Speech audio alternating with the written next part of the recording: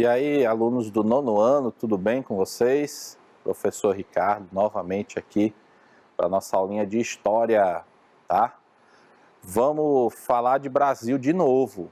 Agora falaremos sobre o novo milênio no Brasil. A gente vem discutindo, né? Desde lá da democracia populista de 46, né? 1946, passamos pela ditadura militar, que se acabou, graças a Deus, e agora falamos da década de 90, né? Falamos dos governos, né? Do Fernando Henrique Cardoso, o FHC, e agora chegamos ao novo milênio do Brasil. Vamos falar dos governos do PT, tá bom? Então vamos lá?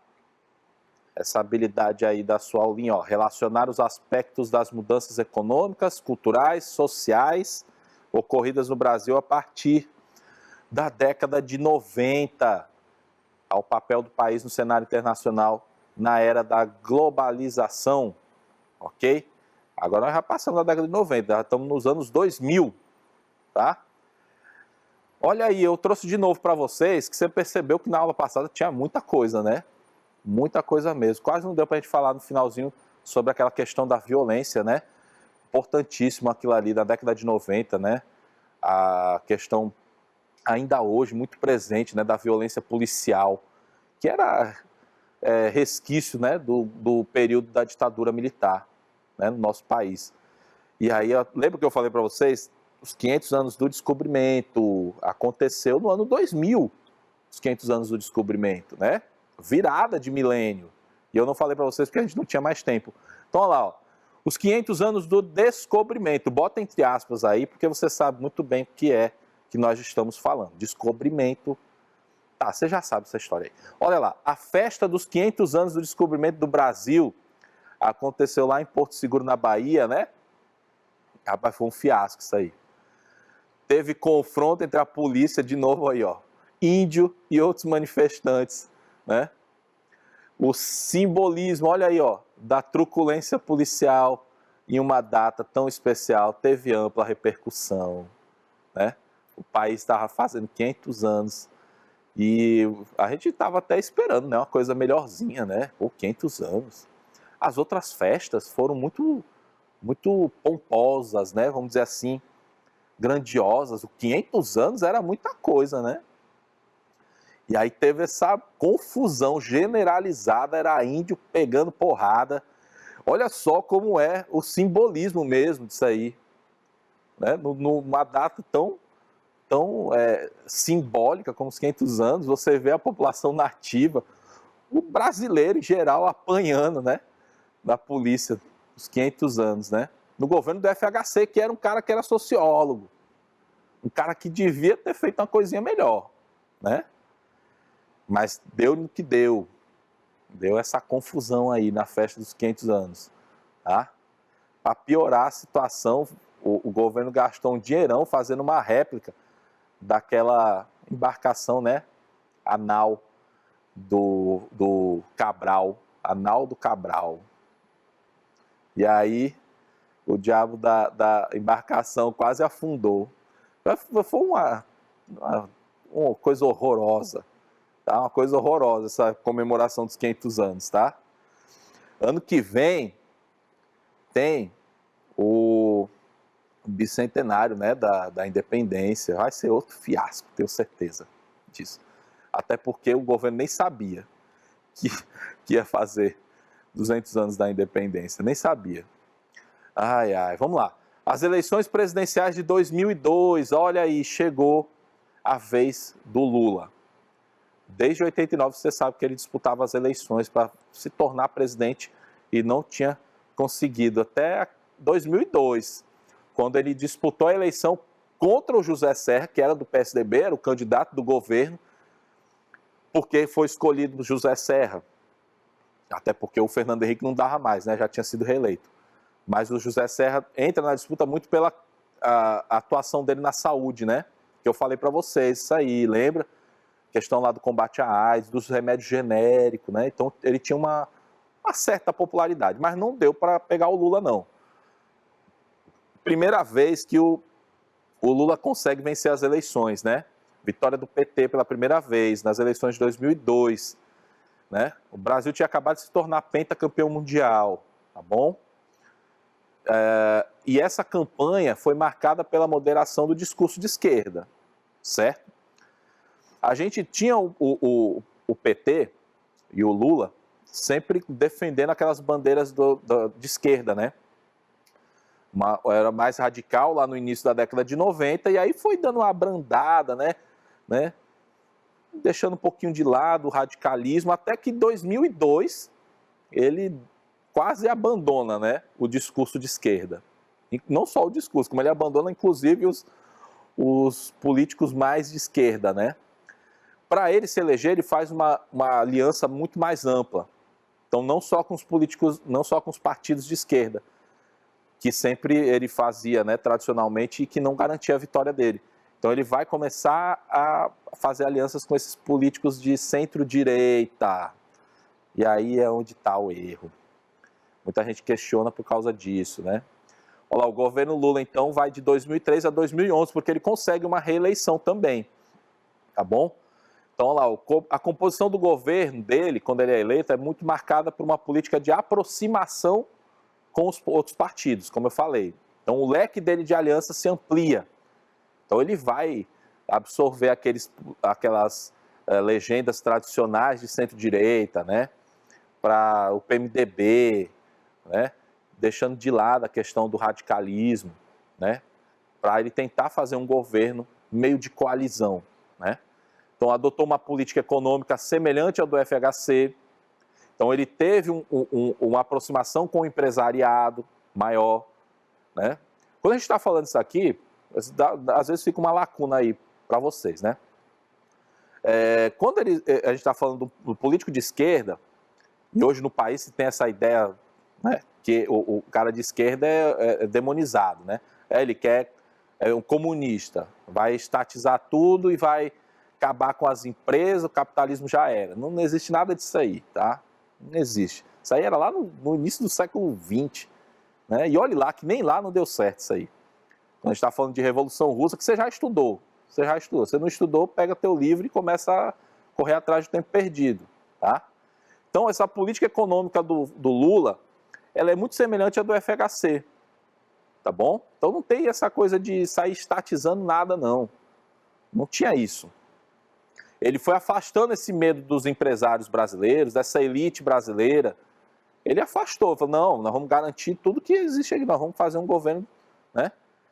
A ideia aqui só era ampliar o auxílio à população mais carente, que aí sim, essas são políticas mais ligadas aos governos de esquerda, né? Tentar dar uma atenção maior a essas populações mais carentes, né? E o Brasil tinha demais isso aí, tá? E é marca do governo do Lula, são os programas sociais, né? Como Bolsa Família, né? Ele pega muitos dos benefícios que alguns já existiam do governo do FHC, mas ele amplia, né, aquilo ali. Então ele vai ampliar demais, levar mais programas sociais, fazer uma transferência de renda maior, tá bom? O Bolsa Família foi em 2004, né? Começou. E aí fazer o pagamento de benefícios para famílias de baixa renda, né? Era um mecanismo de distribuição de renda, né? Qual era o objetivo do Bolsa Família? Era aumentar a capacidade de consumo de uma parcela da população que era abandonada aí nos interiores do Brasil, que não tinha nada, nem o que comer. Com essa transferência de renda, ela vai fazer o quê? Ativar a economia nessas localidades abandonadas. E funcionou. Funcionou, sim. Reconhecidamente funcionou, né? Em 2008, está aí o reconhecimento, que eu não estou mentindo. Em 2008, o IDH do Brasil, que é o Índice de Desenvolvimento Humano, o Índice de Desenvolvimento Humano do Brasil alcançou 0,8 e o país comemorava, né? Aí você fala, professor, 0,8, que é isso aí? Não, mas o índice só vai até 1. Então 0,8 é perto do 1, sim. E aí se comemorou porque existia maior distribuição de renda, muita gente saiu da miséria extrema, né? Muita gente tinha já o mínimo para se sustentar nesses interiores do Brasil abandonados pelo governo, por todos os governos, né? Aí a popularidade do presidente vai alcançar os 80% era a maior da história, graças à melhoria nas condições de vida da população mais carente. Líderes internacionais, como aí a imagem ao lado, chamavam o Lula de o cara, como o Barack Obama, né? Porque ele conseguiu um feito extraordinário, né? No mundo, pessoal, existiu uma crise econômica durante esse período. Existia recessão no restante do mundo, né? Era uma das maiores crises econômicas do capitalismo que aconteceu durante esse período.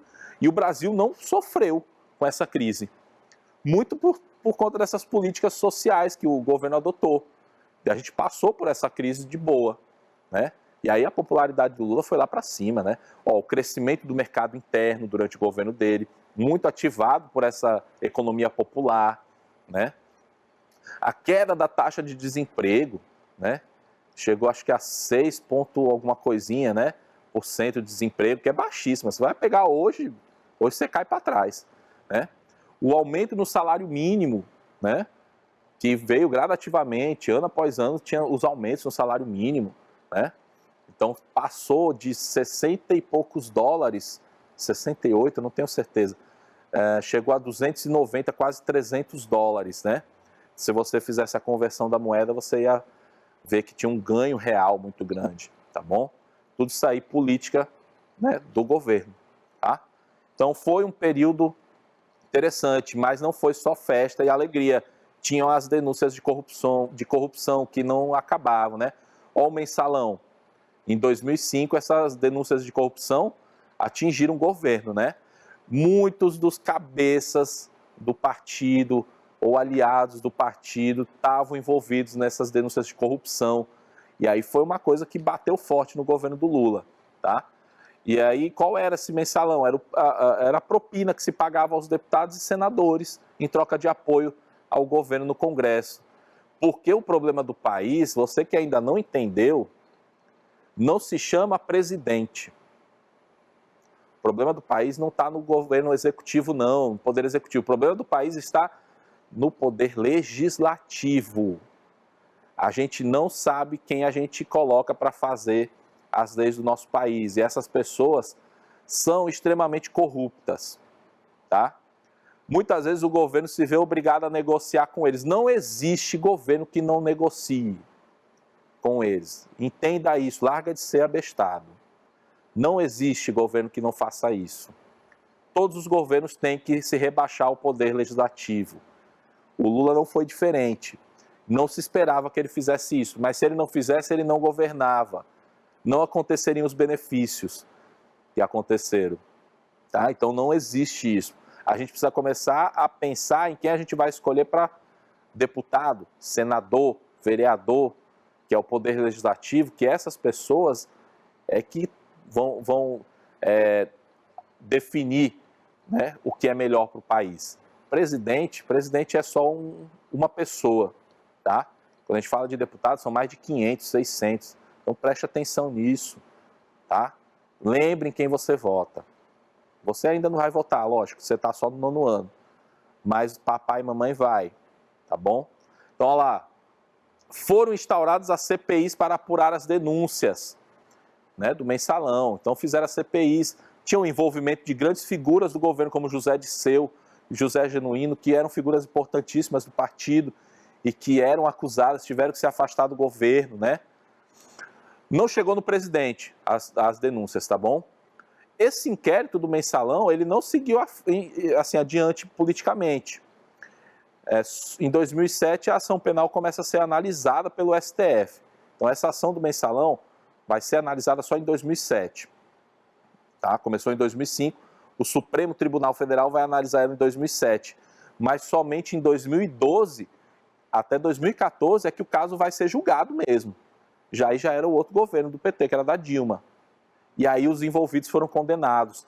Figura principal, né, desse julgamento está aí, ó, o ministro Joaquim Barbosa, que presidiu a corte, né, e ficou muito conhecido durante esse período. Era um cara que tinha sido indicado pelo PT para assumir aquela cadeira, mas não abriu mão de julgar os crimes do partido, tá bom? E aí muitos foram presos, né?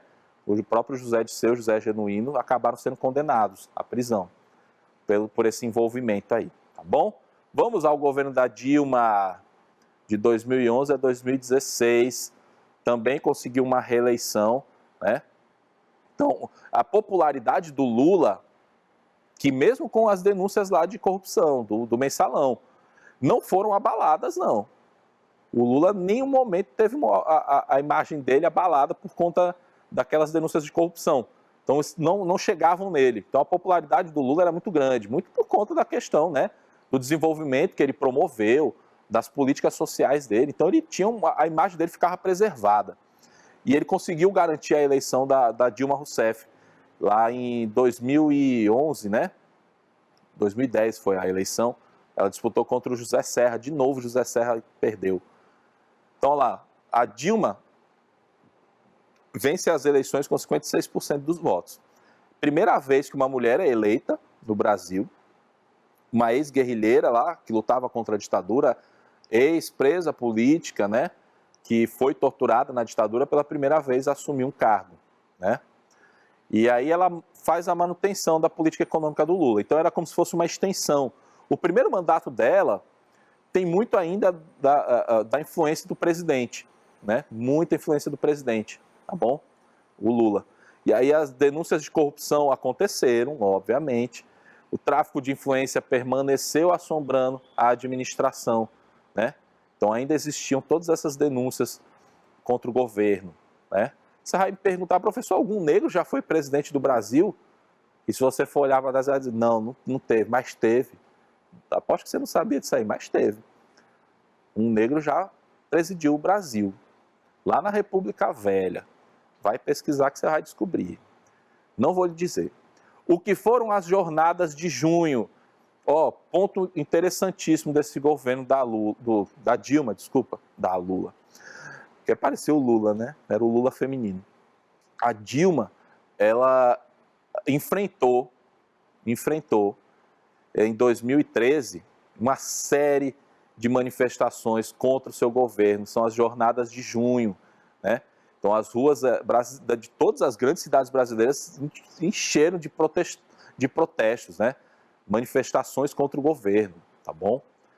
Isso aí coincidia, sabe com o quê? Com a Copa do Mundo de 2014. Você sabe que eu gosto de futebol, sempre falo de futebol. Em 2014, ainda lá no governo do Lula, conseguiu, né, a sede, o Brasil se transformou em sede, ganhou a candidatura, né, para sediar a Copa do Mundo em 2014, exatamente no governo da Dilma. E aí se gastou, né, um montante, né, assim, nunca visto na história, né, de dinheiro para construir estádios, né, e receber essa Copa do Mundo. Dinheiro público que era para ir para hospital, para educação, para escola, para transporte, para tudo, melhorar os países, e foi construído estádio para meia dúzia da classe média assistir o jogo do Brasil. Então teve muito, mas não foi pouco não, meu amigo, foi muito protesto mesmo. Então era uma crítica muito abrangente, de todo um jeito, né? Direcionada aí às péssimas condições do transporte público. Começou com o transporte público, porque em São Paulo iam aumentar a passagem de ônibus lá em 20 centavos e o povo se revoltou, né? E aí, lógico, você vê que vai assimilando as outras coisas, né? Se gastando milhões e milhões em estádios, né? E mais denúncias de corrupção, estádios que custaram bilhões de reais, que se você fosse pegar na ponta do lápis, metade foi para corrupção, né? Mas, e ainda tem um detalhe importante, muitas dessas denúncias recaíam sobre o governo federal, mas quem fazia a corrupção era quem? Poder legislativo e os governos estaduais, mas recaía sempre sobre o governo federal, a denúncia, a mancha, né, da corrupção. Então foram confrontos violentos com os policiais que chocaram a sociedade. Era dia após dia, era mais confrontos, né? E aí a gente chega na Copa do Mundo. Na Copa das Confederações é quando acontece, né, o evento teste, em 2013. Então as manifestações foram durante a Copa das Confederações. A Dilma entrava no estádio, era vaiada, né? Vaiada mesmo, assim, valendo, né? E aí, quando chega na Copa do Mundo mesmo em 2014, o Brasil, né, faz uma Copa razoável, até a semifinal, né? Quando o Brasil enfrenta a Alemanha, né? E aí toma uma ataca histórica de 7-1, tá certo? Então, durante esse período, olha lá, a agenda esportiva estava articulada com a agenda política, né? Então, o Brasil consegue sediar a Copa do Mundo em 2014 e as Olimpíadas seriam no Rio de Janeiro em 2016, né? Isso aí tudo ainda fruto do governo do Lula, né? E aí existiu uma crítica, como eu falei, aos gastos públicos com as arenas esportivas. Os projetos não existiram. No caso das Olimpíadas, não existiu projeto. Não existiu, tá? A maioria foi abandonada. Tanto é que foi o desempenho do Brasil nessas Olimpíadas do Rio foi um fiasco, foi uma coisa ridícula, né? Porque se esperava que incentivasse o esporte, mas não aconteceu isso. Começaram a se fazer obras públicas para os empreiteiros ganhar dinheiro, político ganhar dinheiro. E esqueceram um lado mais importante, que era o incentivo ao esporte, tá bom? Então a percepção da grande parte da sociedade brasileira era de que a responsabilidade pelo desperdício do dinheiro público era do governo, como eu falei, tá bom? O 7-1 foi vergonhoso, viu? Olha lá, Operação Lava Jato, essa daí foi a que bateu pesado no governo da Dilma e que levou ao impeachment dela. Um novo esquema de lavagem de dinheiro foi descoberto pela Polícia Federal e aí foi levada adiante a investigação. A ideia era a corrupção e o superfaturamento de obras da Petrobras, a principal estatal do país, né? As denúncias envolviam a diretoria da empresa, grandes empresários, políticos ligados ao PT, Partido dos Trabalhadores, ao PP, Partido Progressista, e ao PMDB, que era a base do governo, tá bom? Todos os políticos estavam todos envolvidos nisso aí, né? Não era só o partido do governo, não, que era o PT, né? E aí vem a ideia do impeachment da Dilma, né? A Dilma, ela disputa a reeleição em 2014 e o país já estava dividido. Existia uma polarização muito grande. Ela vai disputar a eleição com o Aécio Neves, lá do PSDB, e a votação fica menos de 2% de diferença no final. Foi 51 e alguma coisa contra 48, né? E uma fraçãozinha. Então foi muito polarizado. Então as pessoas não acreditavam, achavam que tinha alguma coisa errada, pediam recontagem de voto, né? Enfim, mas a sociedade estava dividida já nesse momento. Estava dividida, como está dividida até hoje a sociedade brasileira, né? E aí existem as novas denúncias de corrupção, o aumento de custo de vida, porque a Dilma, quando ela é eleita, ela ainda faz uma propaganda garantindo que o custo de vida não ia aumentar, e bastou um dia de governo para as coisas dispararem lá para cima de novo, custo de vida, né? Gasolina, gás de cozinha, alimento, e aí a imagem da Dilma começou a rachar, né? Uma imagem que era boa no início do mandato dela, e aqui nesse momento já tinha, acho que estava com uma faixa de 10% a 20% só de aprovação, né? Então muito ruim. E aí, o mais importante, o pior, anote isso aí, meu filho, o pior de junho de 2013, que eram as manifestações, as jornadas de junho, o que tinha de pior lá se fortaleceu, que era essa ideia que eu já falei para vocês, ridícula, de patriotismo e militarismo, que estava presente lá naquelas manifestações, um grupo que defendia aquilo ali, levando bandeirinha, dizendo que era o Brasil, Brasil, Brasil, Brasil, cantava o hino nacional. Aquilo ali era o pior que existia nessas manifestações, mas que vai se fortalecer, né, durante esse processo todo. O governo lá era vaiado na rua, e isso aí pago, viu, por muitos empresários, né, com incentivo de mídia também, porque existiam as manifestações a favor e contra, mas as manifestações contra eram muito grandes, e aí a mídia dava prioridade para mostrar isso aí. A mídia não tem, ela já ajudou e já a derrubar muitos governos, a gente sabe muito disso aí desde o Collor que você estudou, né? O governo era vaiado, olha lá, o posicionamento do PMDB, que era o partido aliado do governo. Muito curiosamente, eles foram abandonando o governo, né, no Congresso. Foram deixando de lado. Não, a gente não faz parte disso aí, não. E aí, muito por conta disso, que o PMDB era um grande partido, né, é o que tem o maior número de deputados, né, de senadores, a maior representatividade de todos os estados, ainda era o PMDB, e o PMDB era um partido muito, né, assim, um partido muito volúvel, né, partido daqueles que vai para quem está no poder. Então, eles estão sempre junto de quem está no poder. Né? Que eles não brigam pelos interesses do povo brasileiro, eles brigam pelos interesses deles mesmos, tá bom? E aí o Michel Temer era o vice, né, da Dilma, e ele vai articular essa coisa do impeachment, sim. Foi golpe ou não foi, professor? Foi, meu filho, não caia nessa história não, foi um golpe, sim, que derrubou, que eu já falei para vocês, no Brasil a gente gosta de golpe, foram vários, se você pegar lá do Dom Pedro II, meu filho, foi um golpe. Até hoje é golpe, tá? Então não esqueça disso. O processo de impeachment foi aberto, se justificou com as pedaladas fiscais, né, que o governo fazia, né? Teve o afastamento da presidente, as manifestações contra o presidente eram mais volumosas, como eu falei, e aí a Dilma teve o seu mandato cassado, e aí o Temer assumiu a presidência. Não cabe aqui a gente falar do governo do Temer, né? Até porque foi detestável mesmo o governo dele, não pior do que esse agora, mas foi detestável também.